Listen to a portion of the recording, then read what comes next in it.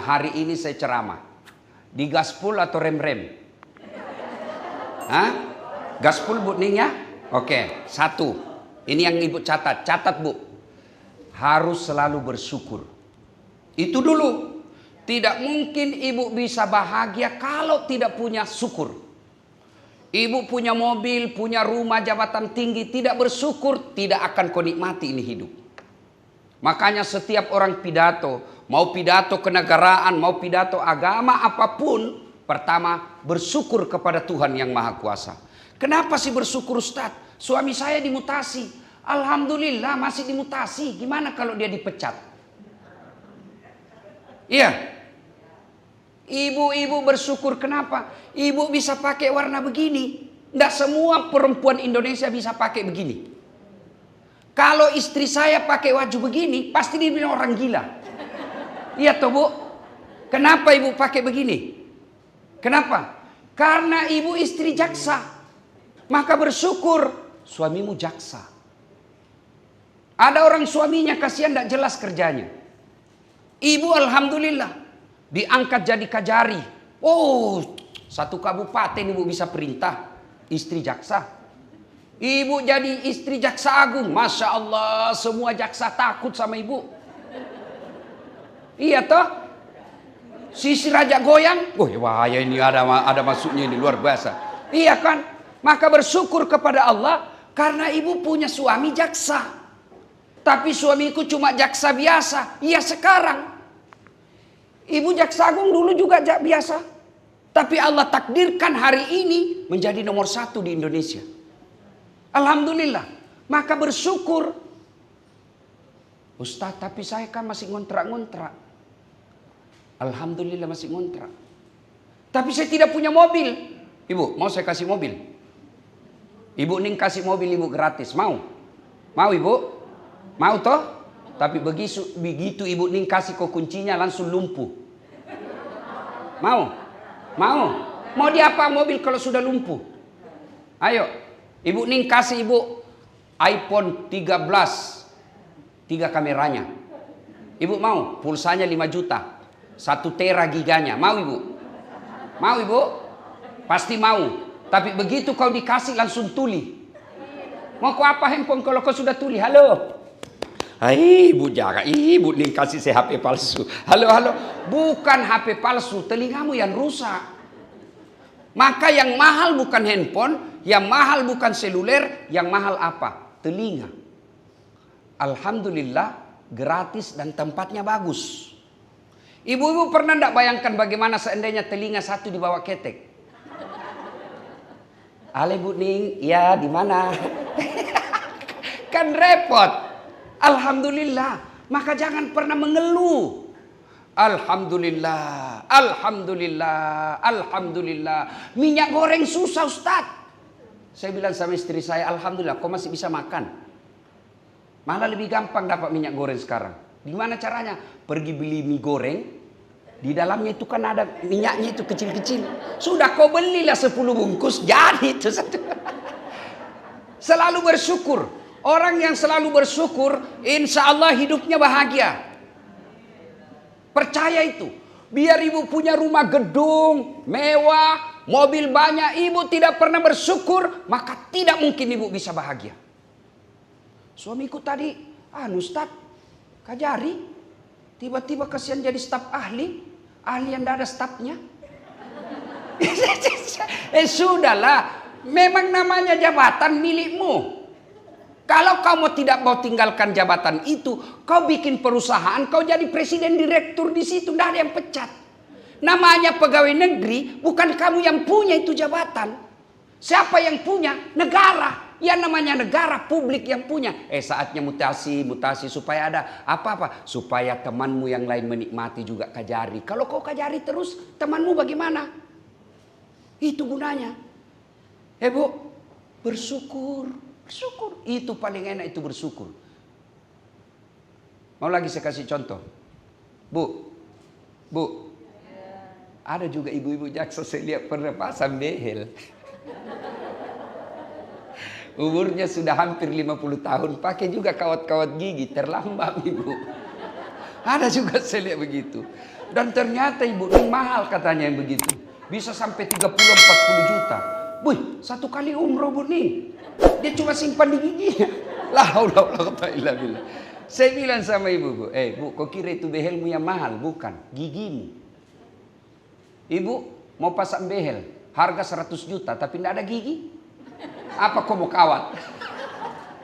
Iya toh Ibu. Dan hebatnya lagi di gigi Bu, dibatasi tumbuh panjangnya. Bayangkan kalau gigi tumbuh seperti rambut. Saya kira Ibu Ning tidak akan jadi istrinya Pak Kajagu, Pak Jaksa Agung. Tidak mungkin. Kalau gigi sudah keluar, malah cantik lagi kita Ibu. Alhamdulillah panjangnya dibatasi. Mana bisa saya ceramah kalau gigi saya ada satu panjang? Tidak bisa lagi. Alhamdulillah. Alhamdulillah. Itu pertama. Mau bahagia kuncinya syukur. Ya. Nah sekarang bagaimana cara bersyukur? Pertama cara bersyukurnya dengan mengucapkan Alhamdulillahirabbil alamin. Itu dulu. Itu lapankan Ibu. Bagaimana supaya pandai bersyukur? Begitu dapat rezeki, Alhamdulillahirabbil alamin. Duduk-duduk di televisi, nonton-nonton depan televisi, kita lihat rumah dinas. Alhamdulillah ada sopirnya, ada pembantu, ada wan dinas, sepupu. Saudara Ibu kan tidak semua bagus hidupnya. Ada orang suaminya bagus, tapi saudaranya belum tentu bagus. Maka bayangkan, maka Ibu ucapkan sambil duduk-duduk, Alhamdulillahirabbil alamin. Ucapkan dengan bagus, pegang dadanya Ibu. Pasti itu ada efeknya dalam ini. Kalau Ibu tidak ucapkan dengan baik, lalu tidak ada bekasnya itu. Maka caranya supaya berbekas di hati, Ibu ucapkan, perdengarkan lisan di telinga, lalu Ibu usap dada. Alhamdulillahirabbil alamin. Atau begini Bu, Alhamdulillahirabbil alamin. Pasti itu Ibu rasakan syukur ada dalam hati. Karena syukur itu bukan pekerjaan otak, syukur itu pekerjaan hati. Maka Alhamdulillahirabbil alamin. Kenapa di muka Ustadz? Masa Ibu bilang Alhamdulillahirabbil alamin? Maka tidak nyambung. Iya toh? Malah jangan ucapkan hamdalah, tidaklah pasti. Alhamdulillahirabbil alamin. Apa artinya itu? Woi, suamimu dapat jabatan. Apa artinya itu? Tidak ada artinya. Suamimu mutasi, non job. Innalillahi wa inna ilaihi rajiun. Segalanya datang dari Allah dan segalanya akan kembali kepada Allah. Berarti Allah mau saya lebih kumpul dengan istri, suami dan anak-anak. Karena kalau suamiku pejabat terus, kapan waktunya untuk tinggal di rumah? Alhamdulillah. Kalau begini sikap Ibu, aman ini dunia. Ya? Nah itu. Alhamdulillahirabbil alamin. Satu. Syukur kedua, biasakan deh Ibu selesai sholat maghrib, Ibu sujud syukur. Selesai sholat maghrib Bu, Ibu zikir dulu. La ilaha illallah wahdahu la syarikalah. Lahul mulku wa lahul hamd yuhyi wa yumit wa huwa ala kulli syai'in qadir. Terlalu panjang itu Ustaz. Ya sudah saja. Alhamdulillahirabbil alamin. Subhanallah, alhamdulillah, Allahu akbar. Itu aja. Tapi perbaiki ucapannya Bu. Kenapa selama ini kita berzikir tidak berbekas di hati? Karena kita tidak ikhlas. Cara ngucapnya buru-buru. Sebelah. Kayak makan misal goreng panas di mulutnya. Ya, ketawa kok Ibu karena kau bayangkan dirimu toh. Jadi sudah itu Ibu sudah sholat maghrib, berzikir subhanallah 33 kali, alhamdulillah 33 kali, Allahu akbar 33 kali, lalu Ibu berdoa. Sudah itu sujud syukur. Sujud syukurnya apa? Ucapkan, ya Allah, terimalah sujud hamba ini sebagai tanda terima kasih dan syukur hamba atas suami yang kau berikan kepadaku. Saya tahu suamiku ini agak bengkok-bengkok, suka nipu saya, tapi saya masih bersyukur daripada suamiku tidak ada sama sekali. Bayangkan kalau Ibu tidak ada suami, Ibu bisa menjadi anggota di sini? Tidak. Alhamdulillah ada suami. Kalau Ibu tidak punya suaminya, namanya Gasturi, Garis Tua Republik Indonesia. Alhamdulillah. Maka bersyukur. Tapi suamiku kasar Ustaz. Suamiku ngomongnya kasar. Alhamdulillah. Apa alhamdulillahnya Ustaz? Karena kasarnya suaminya ibu mulutnya, maka ibu dapat pahala sabar. Pahala sabar apa Ustaz? Dikasari ibu sabar aja, dimaki-maki ibu sabar, maka sabarnya itu Bu apa hadiahnya? Innallaha ma'as sabirin. Allah bersama orang-orang yang sabar. Ibu lawan bertengkar, suami marah, ibu marah, bertengkar. Satu RT yang kenal selalu bertengkar, tiap hari itu bertengkar suami istri, bertengkar, hamil lagi. Ada kan yang begitu Buninya, suka bertengkar, hamil lagi. Ceraikan saya, hamil. Ya, maka bersyukur. Sujud syukur. Ya, itu syukur pertama, hamdalah. Kedua, sujud syukur. Yang ketiga, bertafakkur. Apa itu tafakkur Ustaz? Evaluasi, menimbang-nimbang, menilai-nilai. Apa yang dinilai? Saya alhamdulillah ini sudah 1 tahun suamiku jadi kajari. Alhamdulillah sudah 1 tahun suamiku kajati. Ini tidak semua jaksa dikasih kesempatan begini. Apa yang kita pikir? Sudah seberapa banyak saya sebagai istri kajati mendekatkan pegawaiku, mendekatkan kepada anak buahnya suamiku, kepada Allah Subhanahu wa taala. Gimana caranya? Suami lagi tugas ibu, sebagai rasa syukur. Mau tugas ibu suamimu, sebelum keluar rumah tenangkan hatinya. Ibu bertengkar tadi malam. Kenapa bertengkar? Minta jatah, tiba-tiba suami lobet. Itu pasti bertengkar itu. Bad mood. Muka sudah kusut bangun pagi-pagi. Bikinkan nasi goreng. Bikin sendiri situ. Mulai. Pasti sampai di kantor suami. Ketika dia bekerja di pengadilan, suamimu tidak maksimal. Kenapa? Pikiran dan hatinya tidak tenang. Coba bangunkan sholat subuh. Bang, ayo bangun bang. Tidak mungkin kau bisa menjadi penuntut yang baik. Tidak mungkin kau bisa jaksa yang baik kalau kau jauh dari Allah. Ayo bangun bang, ayo bangun. Masih tidak mau bangun, cium jidatnya sambil doakan. Bisik di telinganya, doakan. Jangan berhenti sebelum dia bangun. Begitu bangun, sudah sholat, dia jadi imam. Ibu jadi makmum. Doa bareng-bareng. Sudah itu ibu siapkan sarapan. Begitu mau pergi suamimu, siapkan pakaiannya. Sarapannya sudah baik. Senyum ibu. Diantar sampai di mobil. Naik ke mobil, dibukakan pintu mobilmu. Demi Allah bu, biar siapa yang goda suamimu di luar tidak akan tergoda. Kenapa? Ibu adalah bidadari dalam hidupnya. Ibu bisa melakukan ini. Cepat. Orang lagi nonton sinetron. Cepat bikin sendiri. Iya toh? Ya. Ini lagi. Rasulullah itu bu, setiap mau keluar rumah, beliau sedekah kepada istrinya. Apa sedekahnya? Beliau cium jidatnya istri. Itu sedekah suami kepada istri. Jadi sedekah suami kepada istri bukan sekedar cincin. Bukan sekedar berlian. Tapi apa? Nih. Jadi mulai besok, jadikan kebiasaan. Setiap suami mau pergi kerja minta sedekah. Pak, sedekah. Kata saya cepat saya sedekah kong. Itu sedekah itu. Tapi bagaimana suami mau bersedekah kalau ibu penampilannya tidak meyakinkan? Suami sudah mau pergi masih daster tinggi sebelah, kelihatan tali BH.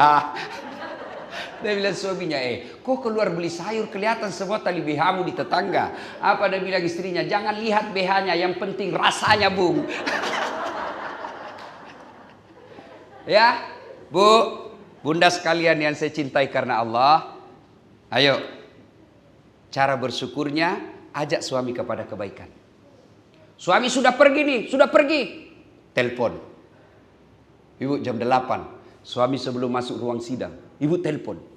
Pak, baru saja saya sholat duha. Saya doakan Bapak. Allah lindungi. Allah pelihara lisannya.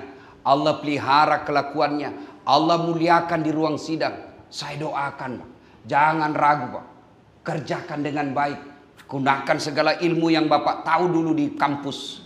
Saya istrimu habis mendoakanmu dalam sholat duha 8 rakaat. Salam sayang selalu dari istrimu di rumah. Senang itu Bu. Pernah WhatsApp begitu suami Bu? Pernah Bu? Kali WhatsApp suaminya, jangan lupa singgah beli telur. Iya toh? Salah? Tidak. Jangan lupa singgah beli gas. Salah? Tidak. Tapi ibu tentu tidak adil ketika ibu tidak pernah memberi semangat kepada suaminya dalam bekerja. Sholat duha. Tapi yang banyak kita lihat perempuan, begitu suaminya pergi kantor, dia keluar komplek. Tawaf dia Bu. Dia keliling. Satu asrama di Aqsa dia keliling semua tuh Pak. Dia pura-pura jogging padahal cari bahan. Begitu dia sudah kumpul begini, jadi itu gosipnya. Dia tidak gosip secara langsung, tapi mulai masuk temannya dilihat-lihati dari ujung rambutnya sampai ujung kakinya. Lewat dia kasih gini, apa? Apa sih?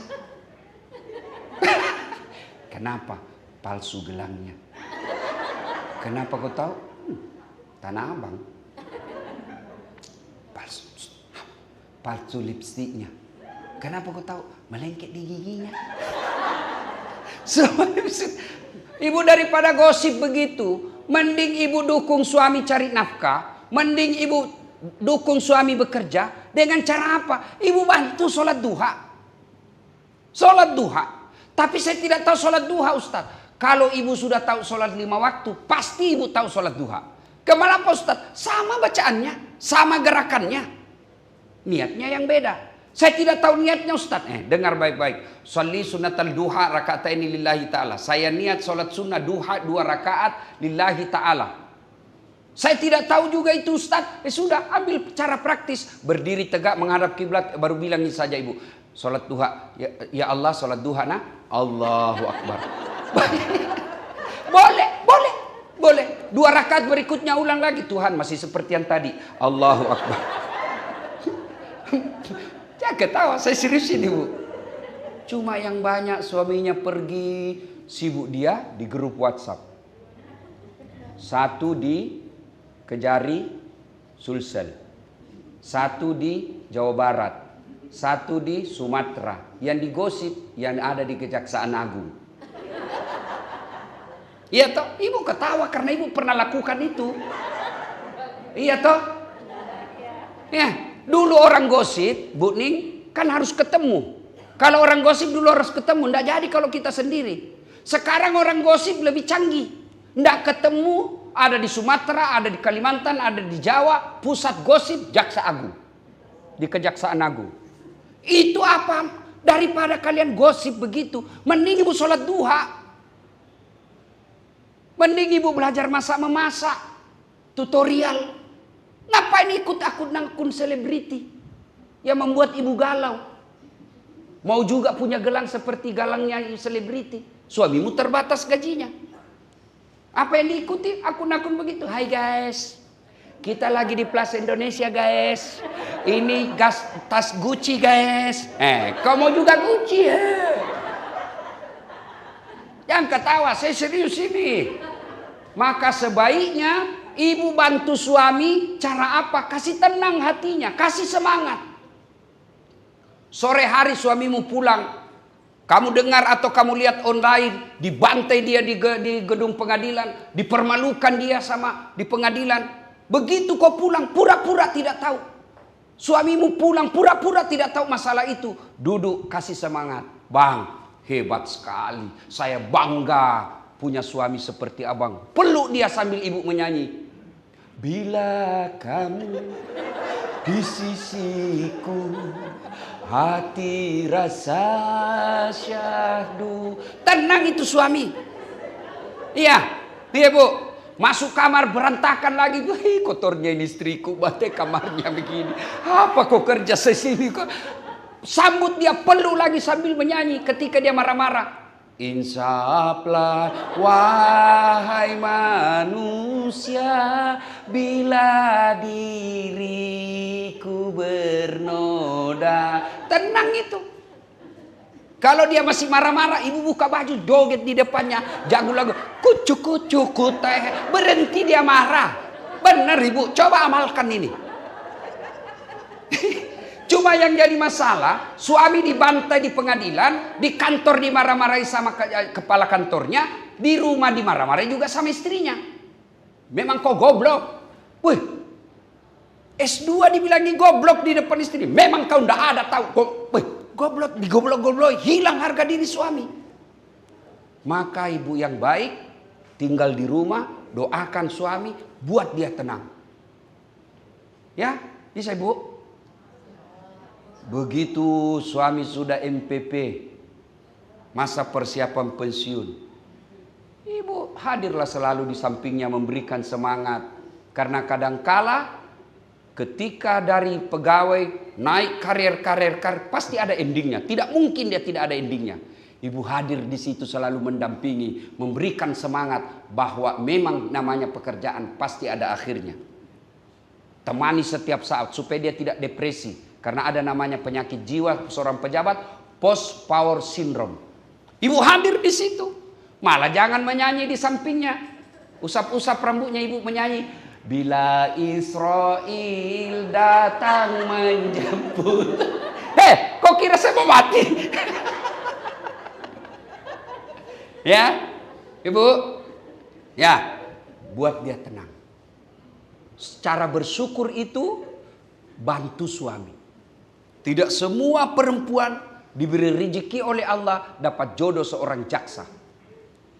Dan hebatnya itu seorang jaksa, tidak ada orang berani masuk di sini. Tidak ada orang jago di depan jaksa. Pasti kalau sudah depan jaksa, ya Pak. Dan ibu kalau mampu mendidik suami menenangkan hatinya, maka suami ibu bisa menjadi jaksa yang terhormat. Jangan malah menjadi provokator. Pak, masa itu baru 1 tahun jadi kajari? Gelangnya istrinya kayak pelek sepeda. Bapak ini sudah 2 kali jadi kajari kok gelang saya tidak pernah nambah-nambah. Iya, akhirnya apa? Hati-hati sekarang bu ya, hati-hati sekarang. Kalau dulu orang takut sama wartawan, sekarang semua orang bisa jadi wartawan dengan handphone yang dimiliki. Alhamdulillah, saya sebagai warga negara Republik Indonesia akhir-akhir ini bangga juga dengan keluarga besar kejaksaan. Ada kita lihat yang mendatangi, memaafkan, memberi duit, menolong. Itu alhamdulillah. Itu namanya sisi kemanusiaannya. Nah, tidak mungkin bisa terjadi kalau begitu, Bu. Kalau istri tidak mendukung, maka ibu harus selalu hadir. Jangan malah menjadi provokator. Bagaimana menjadi mensyukur? Yang kedua, yang ketiga bersyukurnya, jadilah istri yang soleha. Istri yang soleha itu gampang sekali, Bu. Ibu boleh catat. Jadi istri yang soleha, rumusnya itu Rena. R-E-N-A-H, Rena. Apa itu Rena? Ramah. Istri yang baik, ramah berbicara. Alangkah hebatnya, tinggi pangkatnya, cantik, tinggi kekuasaannya, ada kekuasaannya, banyak duitnya, tapi santun berbicara. Oh, sudah meninggal orang masih kenang. Oh, baik betul itu ibu. Kita kumpul ingat, oh ibu dulu kasih baiknya, kirimkan Fatihah. Tapi kalau ibu kasar, tidak ada yang senang itu. Maka begitu datang suami, ibu berpinang-pinang cantik, tutur kata yang lembut. Yang kedua, R-E, apa itu? Elok. Elok itu berpenampilan cantik. Alhamdulillah ibu-ibu cantik semua di sini. Alhamdulillah. Tapi dia bilang majelisku, dia bilang iya cantik Ustaz kalau mau pergi pengajian. Giliran mau tidur sama kita Ustaz, la haula wala quwwata illa billah. Ndak sikat gigi masuk kamar Ustaz. Itu kalau dia mau tidur Ustaz, ada bawang di sini Ustaz. Dia kasih juga itu tebal di sini. Pas dia nonton dia angkat kakinya menguap, angkat ketek. Bagaimana suami tidak sakaratil maut? Berpenampilan cantik dan menarik. Ya, R-E-N. Yang ketiga nikmat. Apa itu? Pandai memasak masakan kesenangan suami. Bunda sekalian yang saya muliakan, kalau tidak bisa tiap hari, sekali sebulan. Sekali sebulan setelah bunda terima honor, terima gajinya suami, telepon WhatsApp suami, Bang, jangan makan di luar hari ini. Hari ini saya masak spesial buat abang. Jadi ibu yang baik, istri-istri yang baik, Begitu suaminya mau pulang, sudah siap makanan di rumah. Ya, makanan kesenangan. Nah, berikutnya RENA, anggun. Anggun itu cerdas. Alangkah bahagianya seorang suami bisa mendapat ilmu dari istri. Begitu suami ini bingung, Bu, kalau saya misalnya lupa sujud, ini saya sudah tahiyat atau tidak ya? Bagaimana solusinya? Istrinya hadir memberi ilmu. Pak, saya pernah dapat cerita dari ceramahnya Ustadz Dasat. Kalau begitu kejadiannya, Bapak nanti sebelum salam terakhir, sujud sahwi dulu namanya. Bagaimana caranya sujud sahwi? Dia jelaskan. Itu istri yang baik. Terutama untuk mendidik anak. Jangan sampai ibu ditanya sama anaknya, Mak, kenapa tahun lahirnya Nabi disebut tahun gajah? Apa dia bilang mamaknya? Karena bukan tahun kambing sayang. Ya minimal ibu belajar ya. Dan yang kelima, Rena, hemat. Istri yang soleha, pandai mengatur manajemen keuangan keluarga. Demi Allah ibu, ini rahasia laki-laki. Kami semua laki-laki ingin membelikan emas berlian kepada istri. Perlu kasih mobil mewah lengkap dengan sopirnya. Kamar interior yang cantik seperti bintang 5 istana. Tapi rezeki suami Allah yang ngatur. Maka istri yang baik, kalau gaji suami 15 juta, gaya hidupnya ibu 10 juta, insya Allah tenang. Kalau gaji suami 20 juta, gaya hidupnya ibu 25 juta, pasti tidak pernah cukup itu rezeki. Apa maksudnya? Ya sudahlah, kalau istri suami kita gajinya cuma 10 juta satu bulan, ndak usah juga pakai tas Gucci. Pakai saja tapi yang palsu. Ndak ada urusan. Kan sama aja namanya tas. Sama aja fungsinya. Ya, ndak ada juga orang berani bilangi kamu palsu tasmu. Ndak. Coba bayangkan. Kalau Ibu Ning pakai biar palsu, orang semua kamu kalau asli orang ndak percaya pasti ada yang kasih. Maka saya, andai saja saya bos dan banyak duit, saya pakai yang palsu-palsu aja. Kenapa orang sudah sepilih asli? Maka lebih baik ibu-ibu mengajak suami. Kalau suami ibu gajinya cuman 15 juta satu bulan, jangan juga punya handphone 3. Mau apa handphone 3? Ada juga itu orang hedon namanya, hedonis. Suami, Pak, mau lebaran ini Pak, ganti gorden, ganti kasur, ganti televisi, ganti kulkas. Suamimu cuma kajari, pasti tidak mampu. Akhirnya apa? Dia bilang, ya baiklah sayang, kalau mau kau diganti semua itu sekalian saya ganti kok. Iya kan? Saya capek mengikuti hidupmu itu dek. Sudahlah, lebih baik saya ganti kau sekalian. Apa? Maka istri yang baik selalu mensyukuri. Bang, jangan menghalalkan segala cara. Saya istrimu, berapapun saya akan bersyukur.